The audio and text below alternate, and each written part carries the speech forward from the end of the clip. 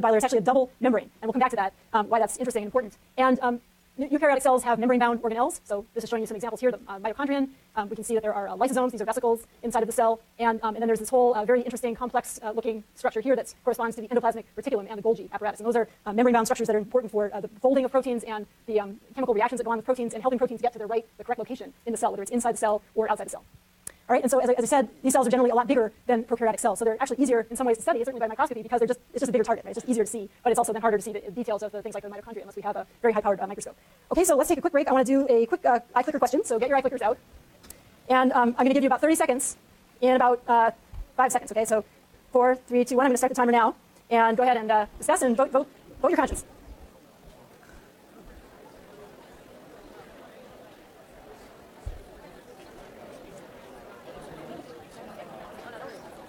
Okay, 4 seconds, 3, 2, 1, stop. Okay, let's see what was it. Okay, that was a really easy one, right?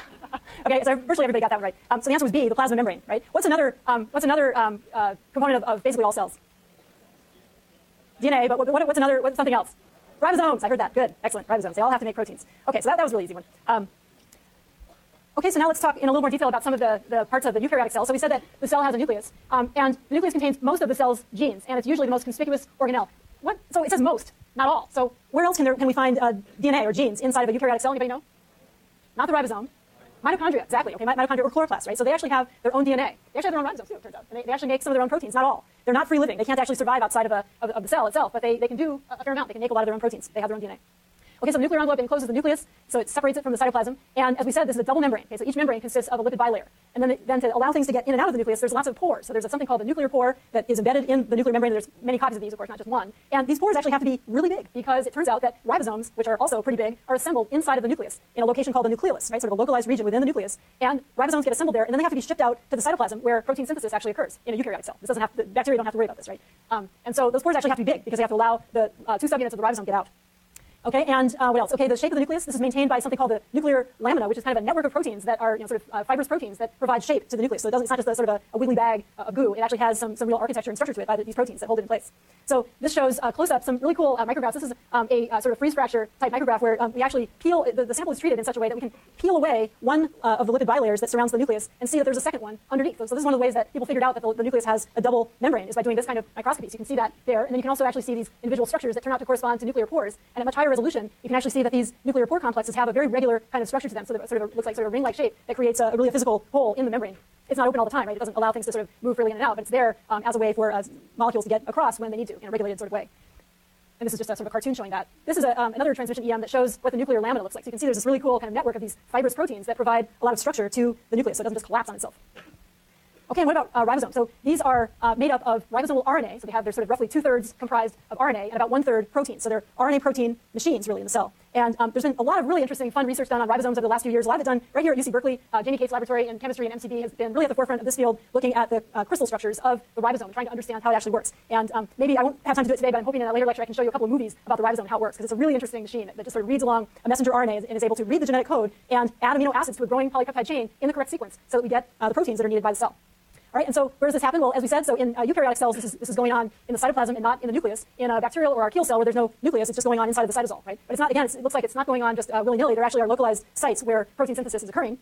And this is based on, again, on looking at electron micrographs. And what we see is that there are ribosomes that are free. They're probably not really free in the sense that they're probably not just simply floating around in the cell. We think they're probably attached to some kind of a cellular matrix structure that's inside of the cytoplasm. But then there are ribosomes that really are anchored, and they're anchored on the endoplasmic reticulum, that really convoluted membrane structure that we looked at and that we're going to talk about more. And these ribosomes are bound up on the exterior of the endoplasmic reticulum. And what they're doing there is making proteins and feeding those polypeptides directly to the inside of the endoplasmic reticulum, where they can then be modified, folded, and shipped out to their sites where they need to function. So this micrograph here, again, is a transmission electron micrograph that shows these sort of slices through the membrane of the endoplasmic reticulum. And what you can see is that, so these are the regions of the cytosol. And what you can see is that we have some free ribosomes that are in the sample. And then we also have ribosomes that are physically attached to the exterior of the endoplasmic reticulum, where they're sitting there and making proteins and pumping them directly into the interior. And here's a picture that really doesn't do justice to the structure of the ribosome, but it gives you some idea of the way this is put together. It has a small subunit over here. It has a large subunit over here. Most of these ribbony things that's actually the RNA in the ribosome, and then these sort of denser colored structures are the proteins that are interacting with the RNA to put this together. And then the business part of this structure is going on in here, where we have tRNA molecules coming in, bringing in each amino acid for the growing polypeptide chain, which is then coming out of an exit tunnel that's down here. The engine of this, what's doing the catalysis, is over here in the large subunit. And one of the really exciting discoveries that came out of the crystallographic work on the ribosome, and also really from Harry Noller at Santa Cruz, did a lot of work in the earlier, maybe 2 decades ago, showing that biochemically he could show this as well. The chemistry that's catalyzed in the ribosome is actually being carried out by RNA, not protein. Okay, that's a really cool thing because it tells us that the ribosome is clearly a very ancient component of all cells, and the chemistry to catalyze protein synthesis is carried out by RNA, not protein. And so that has given scientists a clue that in very early forms of life, that perhaps RNA was in fact doing a lot of the heavy lifting. Right? A lot of the chemistry was carried out actually by RNA before proteins evolved the kinds of complexities that we see in modern biology. Okay, so let's now turn to the endomembrane system. So this is a really important part of eukaryotic cells. It regulates protein trafficking, and it performs a lot of the metabolic functions inside of the cell. And there's a lot of components to this, right? So the endomembrane system, so by the way, endo, right, means inside, within. And so this is a membrane system that's in the interior of the cell and was seen originally, again, in micrographs. And people thought, wow, what are those structures? And tried to then do some biochemical analysis to understand what they were composed of, and what they do. And so there's several components of the endomembrane system. And they include the nuclear envelope that we already mentioned. They include the endoplasmic reticulum itself. And then there's something called the Golgi, which is another membranous structure that is responsible for shipping out proteins and making sure they get to their correct locations inside or outside of the cell. Lysosomes, which are membrane-enclosed compartments that have degradative enzymes in them that help to break down molecules inside of the cell. Vacuoles, which again tend to be degradative, include degradative enzymes. And then the plasma membrane itself at the exterior of the cell. So these are all connected either physically, they're physically connected by the membranes actually being fused together, or they're connected by little small membrane-enclosed particles called vesicles that can move between these different endomembrane system components. Okay, and so why is this so important and why do we care? And it turns out that the ER accounts for more than half of the total membrane content of most eukaryotic cells, and it's continuous with the nuclear envelope. So remember we said that the nuclear envelope is a double membrane, a double bilayer, and that's partly because the internal membrane of the nucleus remains sort of a contiguous membrane that encloses things that are inside the nucleus, but the exterior bilayer is connected to this ER system, and it allows molecules, when they get out of the nucleus, not just to be released into the cytoplasm, but actually to have a compartment in which they can be trafficked. So the ER membrane is continuous with the nuclear envelope. And as we alluded to before, there are 2 different regions that are very obvious by microscopy when we analyze the structure of the ER. There are regions of the ER called the smooth ER, and there are regions called the rough ER. Right? And so the smooth ER is basically, at sort of the crudest level, are regions of the ER that don't have any ribosomes sitting on them, or at least very few.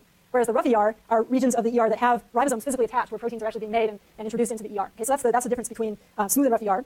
Let's look at a couple pictures. So this shows you the nuclear envelope. So you can see that this thing is studded with nuclear pore complexes that let things go in and out. And then if you look carefully, you'll see that the external lipid bilayer of the nuclear envelope is actually connected to the ER out here. Right? So that membrane is actually fused. So when molecules come out of the nucleus, they enter this chamber, and then they can enter the ER system over here. And let's see what else. So this is pointing out in this cartoon the sites where ribosomes are sitting on the surface of the rough ER. And then as proteins and molecules are moving through the ER, they're actually getting modified often by enzymes that will add things like sugars to them to make them glycoproteins, especially if their proteins are going to be secreted, and also to help them to fold up into their correct 3-dimensional structure. I see a question. The wall of the ER is a bilayer. It's a bilayer, right? So very important to remember that, right? So these membranes are all bilayers. If you forget that, just think about the structure of the phospholipid, right? Well, so it's there's sort of a contiguous bilayer here, and this single bilayer is enclosing the rest of the ER. Okay, so, yes, exactly. Okay, so this just gives you a little bit more detail about what's going on in the smooth and rough ER. So basically, again, this is a really important way that proteins are getting modified, they're getting folded. In the case of the smooth ER, there are a lot of enzymes that will help do things like detoxify harmful molecules. So your book talks a little bit about this, but basically in organs whose job is to detoxify things like the liver, for example, if a person is abusing drugs, abusing barbiturates or things like this, the amount of smooth ER in those cells tends to increase, right? And so there tend to be there's an increase in the number of enzymes that are available to break down molecules that would otherwise be poison, toxic to the cell. Okay, so that's one of the jobs of the smooth ER. It also stores calcium. And it also synthesizes lipids, so it's the machine that keeps pumping out fresh lipids to build this membrane system and maintain it.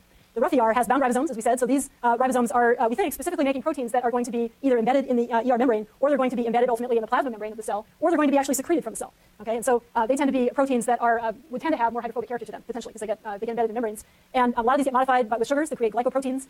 The rough ER is also important for getting these proteins shipped to the right sites in the cell with transport vesicles. So they get the little vesicles that pinch off from the outer edges of the ER, and this is showing you a little transport vesicle here that might have some molecules in it, and those often are directed to the right place in the cell through chemical signals. So they might have surface signals on a vesicle that allow them to interact with a specific type of receptor on the plasma membrane that allow them to be localized there and then release their contents. Okay, and then I want to just get through the rest of this very quickly. So we have the Golgi apparatus. So these structures are, again, are membranous sacs. They are involved in taking the products of the endoplasmic reticulum, modifying them further, and then sorting them and packaging them through the use of these kinds of vesicles. So again, you can think of the Golgi as kind of a shipping and receiving site in the cell. And it turns out there's actually two different surfaces. There's a surface called the cis face, which is the receiving side of the Golgi. And on the other side is what's called the trans face, which is the shipping side. So vesicles tend to come in on this edge. They fuse with the Golgi membrane, release their contents. Those are work their way through this membranous system and then pinch off in vesicles that are coming off on the other side. So beautiful system. Randy Shepman's lab here in MCB at UC Berkeley has done a lot of the fundamental research on how the Golgi actually works.